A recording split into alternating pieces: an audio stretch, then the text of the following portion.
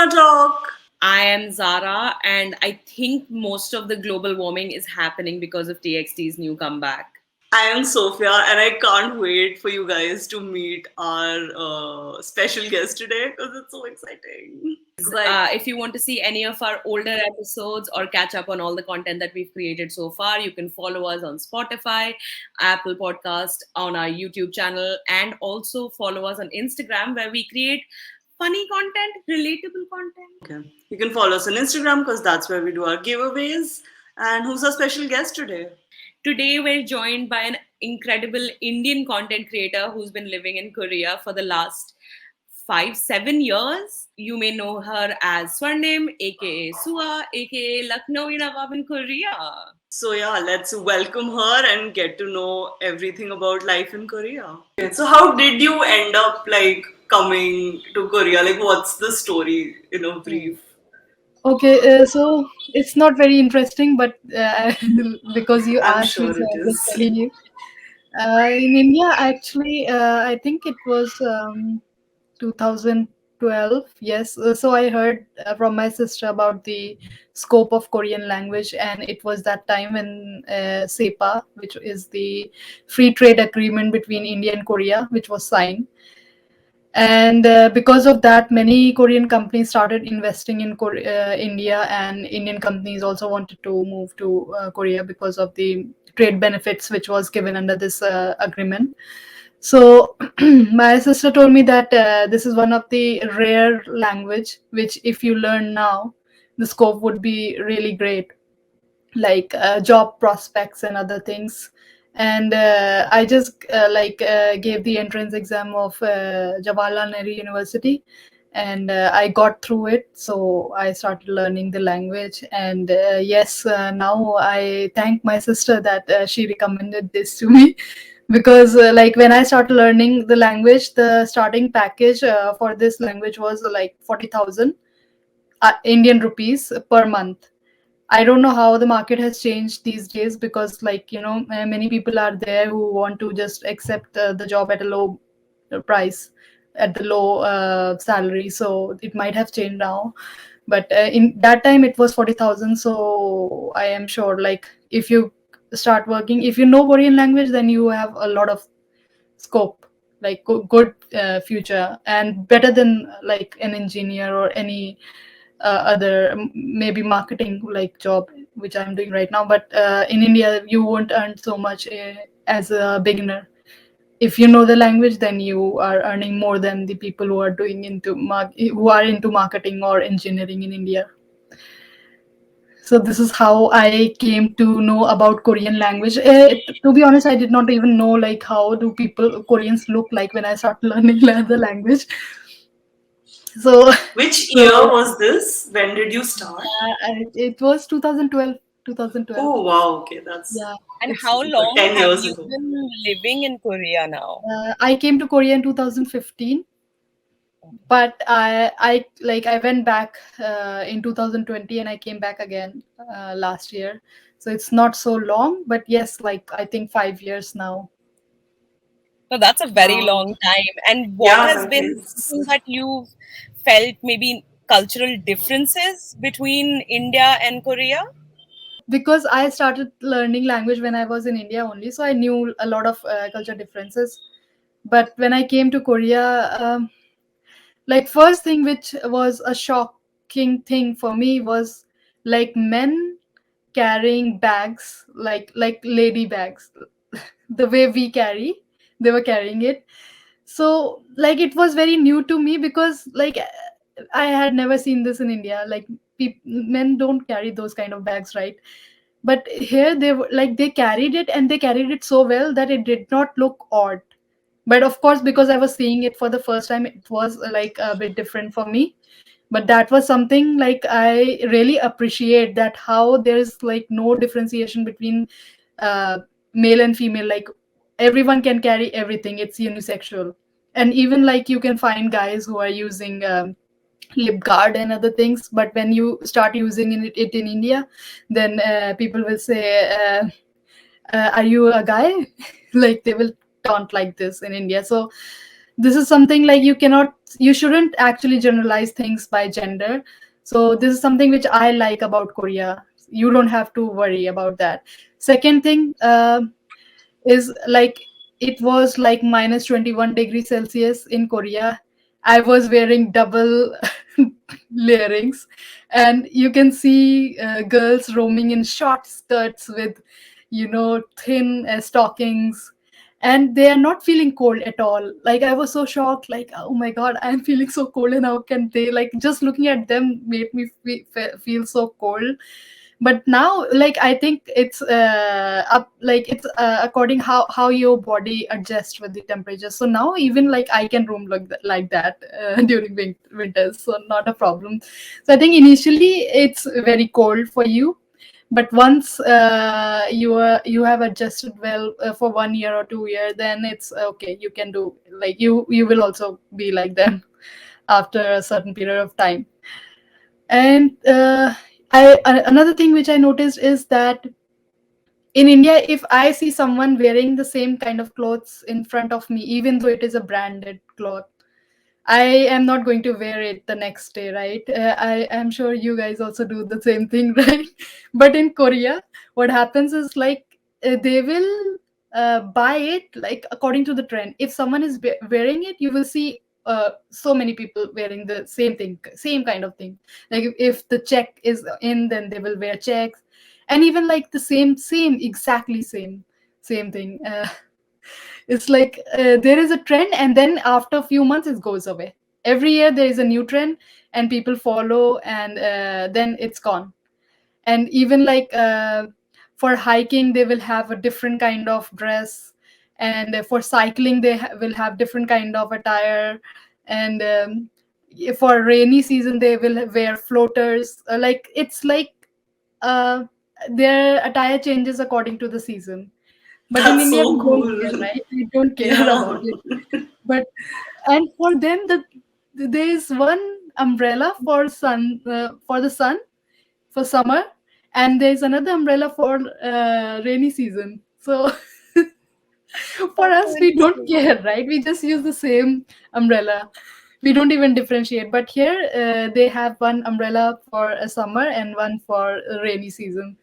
So, So do you feel like, like peer pressure to dress like that, or do you just end up doing that yourself when you live there? no, no, not exactly, but like I think if you would say peer pressure, then I think somewhere at the end of my mind, I might feel like it's not about the dressing, because it's your own style. You will wear whatever you want. But sometimes, like I feel that Koreans are very, very, brand conscious, and as soon as the new iPhone is there, people will start running and buying, and there's huge line. And then now you won't see anyone here with these wire earphones.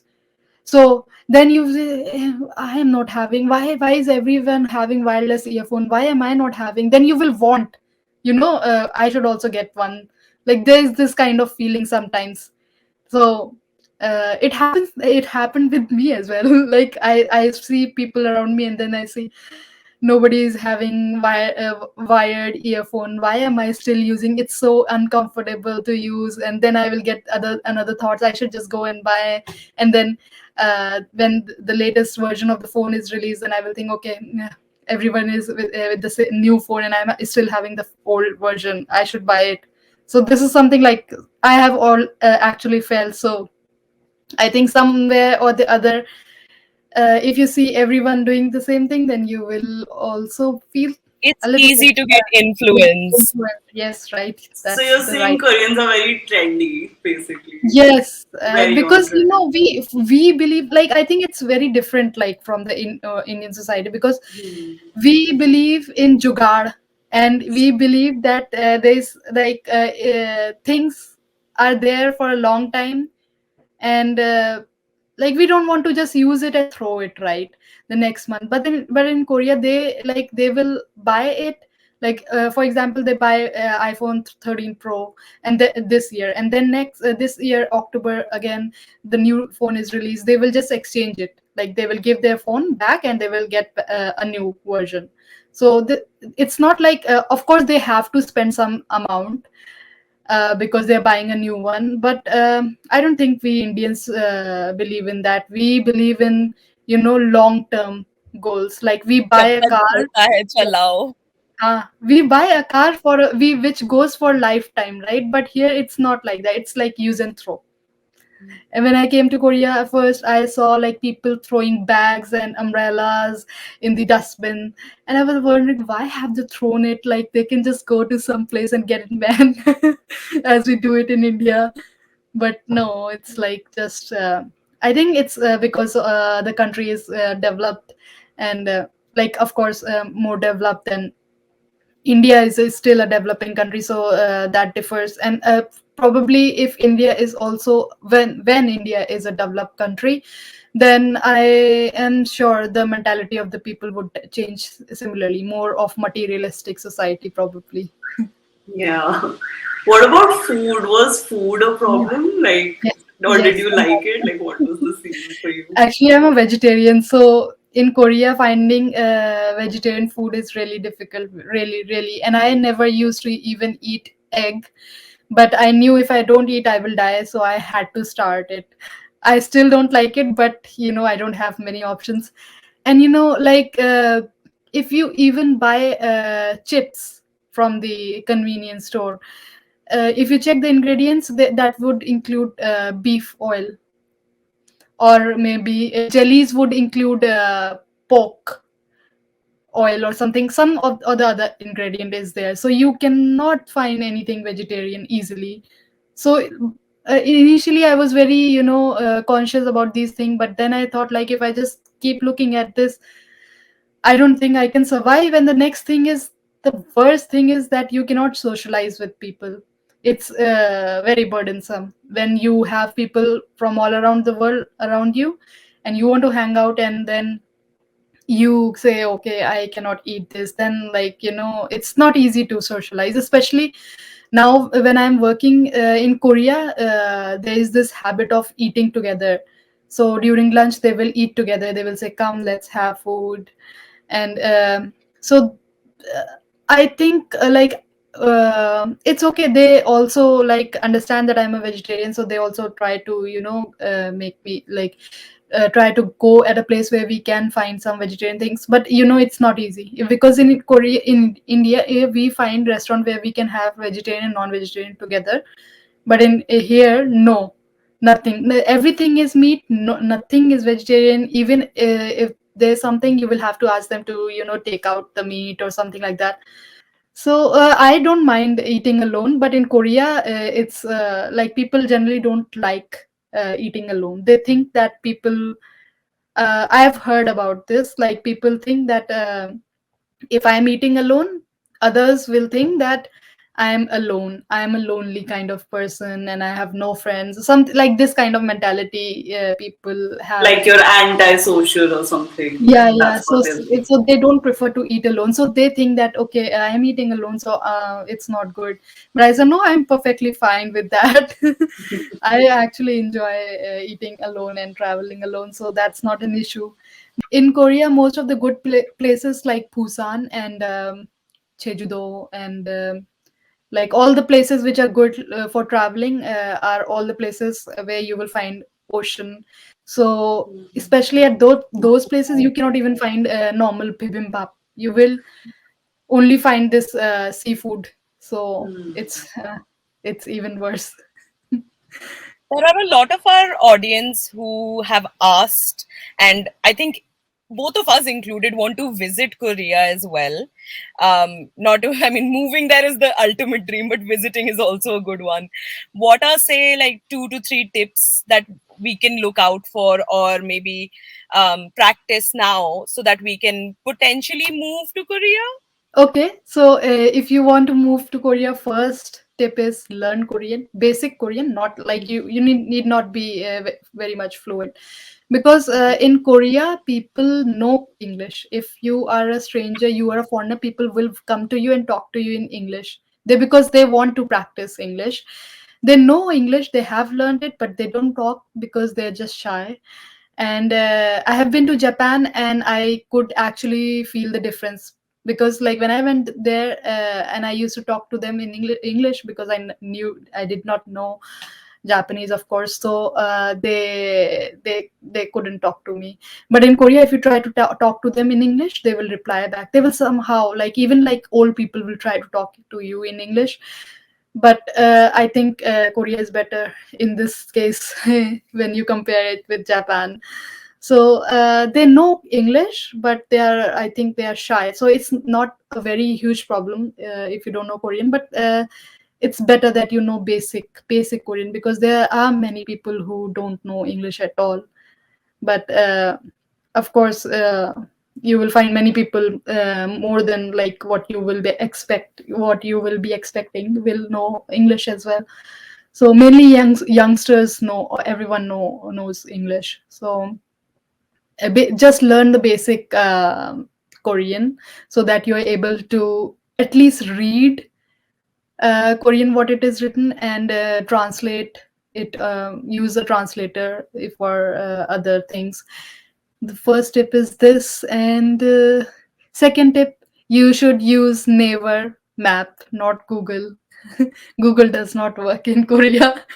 So yes, like if you want to come to traveling in Korea, then of course this is the key. If you want to, of course, when you will be coming to Korea, that would be a first time, so you will need to contact, like communicate. So Korean is most important, and second most important thing is how you find places. So Naver would be definitely recommended. So, and also like they have this Kakao map. Kakao is actually a social media platform, just like we use WhatsApp. So this is a social media platform where they use like to chat and stuff, and even they call. So it would be good if you download Kakao before coming to Korea. So, we just wanted to ask you a bit more. Like, you teach Korean to students online, and you've recently also started your consulting people who want to study in Korea, who want to work in Korea. So, like, tell us a bit about why you started it, how's it going, and how you feel And about how can what's happening. someone join? Yeah. Okay. Actually, I learned Korean, and I think it's been like since I learned Korean, it's been like maybe 7 years. So I did not learn for 7 years, but like since I started learning, like I started learning in 2012. So now it's like more than 7 years, of course, 10 years, I think. So I don't want to lose my touch with the language, even like if I'm not working in Korea. I am of course working in Korea, so all the time I have to use Korean. That is fine, but sometimes it's not. I don't know where would I be after a few years. So even if I'm not in Korea, I don't want to lose my touch with the Korean language. I want to, because when you teach, you also, you keep learning. It's not just my teaching someone, it's also a learning process for me as well, because learning a language is never an ending process. Like you keep learning. So, and sometimes also like when you learn a language, you, of course, it's not my mother tongue, so I cannot even cannot remember all the words. So sometimes you might have forgotten some words, and then while teaching, okay, this is like this, so you remember the basic things again. So this was my motivation of started teaching this language course. And I thought like doing something which I'm good at, like do something which contributes to the society, and like people will remember you for that. So that is the reason, that the basic reason was that I did not want to lose my touch with the language. And so yes, if someone wants to join my class, it's very cheap. It's like I don't think anyone can find this cheap price anywhere, because it's very difficult. And I know that there are many people, I think, and who haven't even graduated high school, and they want to learn language, but their parents don't allow. That is why I have kept the fee as very very low, so that they can convince their parents and join the class. I get so many messages every day on daily basis, and when I started my page, I used to reply everyone, but then as soon as I'm done with the response, as soon I'm done with the replying, again open my inbox and there again like again same messages, same amount of messages. So it's like it's continuing process. I cannot like it. There's no end, so I cannot reply everyone. And apart from just my Instagram page, I have to go to office, I have to do other things as well, so it's very difficult to find time. So that is why I thought like let's start this consultation process, so those who are really interested would come to me and seek my advice if they want, of course. And in a way I can be helpful to people who actually want to come to Korea, because when I came to Korea there was nothing like this. Nobody was there to tell me. I just applied my scholarship by myself, and didn't even watch any YouTube videos. So I think nowadays, of course, there's so many people who are telling about KGSB scholarship and other. But apart from that, because I've been in Korea for a long time, I think I can give more information, just not limited to KGSB scholarship, because I was also a recipient of other scholarships, as well as I've also done some kind of internships. And I also have, work experience with the government of Korea. So I think when I can achieve this much, so other people can also achieve. I'm not a very special person that this is only given to me. So other people can also do the same. So they just need some kind of guidance. So I think maybe I can help them this way. Are there Indians in Korea as well, like Indian restaurants or some Indian community there, or no? So I don't think that you can easily find Indians running Indian restaurants over here. Very few people are there. Oh, And yes, because mainly people from Nepal and Pakistan, they run Indian restaurants. And when you ask them, where are you from? They will say Delhi. Because अच्छा. they don't know anything else apart from that. Yes, but, and we have a lot of Indians in Korea as well. I think around 10,000 people uh, till last year. I think now this year I think Wow. maybe more than that. Okay, okay. Okay, so first is your favorite Korean snack. Like you're talking about something which is sold in convenience store, or something like which are sold in the Can restaurants. you still hear me? Anything, like whatever you like. Yeah, Okay. yeah. I If you think talk about I think snack, then I think I like pajon.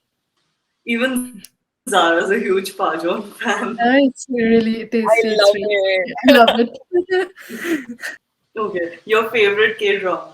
My favorite K drama, so many. Um, Reply 1998, right? Oh, I love that. Yes, I like that. Yeah, yeah, yeah. It's so good. Yeah, it's very desi. I feel that show. I felt Yes, like ऐसे हमारी yes, colony के it's so लोगों के funny. चिपका. And Yeah. it's like very different from other K dramas, like typical K dramas. It's very, very different. Your favorite YouTuber or online Oh no, I think influencer? My favorite YouTuber. Okay, so among the people whom I know, I think Jivan, Korean Jivan, Okay. she's doing good. Okay. She's a very nice person, I would say. Chongwon TV, he's also a very nice person. Like he's very funny. Both of them are my friends, and they both are very nice person. Your favorite thing about Korean culture? I know you mentioned one already, but if there's another one. I think respecting people, respecting elders, like uh, this is in their culture, like respecting, giving a lot of respect to people who are old than you. Then they respect a lot.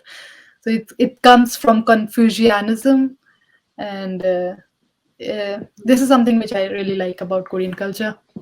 And biggest culture shock that you got when you moved to Korea? Yes, people cutting food with the scissor. I saw people like when you go for like street food, they just cut with the scissor, and I was like, why? Like we don't even it is actually a good technique. You can do it, like you can cut the food so quickly. So it is actually something to learn. but I never thought like we can even do that. Like I just imagine as a child, I used to think that okay, this is something I should do it because it would like cut the food easily. But when I tell my mother, she is not going to do that, right? So it's like something I never imagined. Cool. Okay, last question. One must visit place in Korea if somebody is visiting, traveling, like Okay, one place they cannot miss. Busan, Busan. I just love Busan. I think every year I think every year I go there once, at least once. It's a very beautiful city. It's I think many people don't know who are learning Korean. Of course, who are in India, they just know about Seoul. But Busan is a port city and the second largest city of Korea, and it's a very like if you love beaches, then you are going to love that place. And it's also like people are amazing, and especially the Sathuri, the dialect which they use. So you have watched that drama, right? Reply 94 and 98, right? Yeah, yeah, So the yeah. dialect they use, the that dialect Mm-hmm. is from Busan. So it's Yeah. very, very I've nice. watched these videos. I don't know if you know Dave. There's this American guy, Dave, who does content in Korea. He's a YouTuber. Ah, yeah, yeah, yeah, yeah, yeah. I Yeah, know so he him. does a lot of Saturi videos where Yeah, he like yeah, Busan yeah. Saturi, I Daegu really Saturi. like it. Yeah, so I've Yeah, watched a bunch of those, so I kind of that's really cool. So, yeah. So I really recommend Busan. Thank you so much for talking to us joining, today. yeah. Thank you so much So for inviting me, and thank you I so wish much you for all the coming. best for your platform. We hope that answered a lot of your questions about what life in Korea is like, especially if you are a Desi stan like one of us. So we'll be linking all of Sua's content, all of her Instagram handle, as well as any way you want to get in touch with her, learn Korean, or go to Korea with her help. So that will be in the description. Hope you enjoyed this video. If you liked it, give us a like, subscribe. I was Sophia. And I was Zara, and we'll see you next week.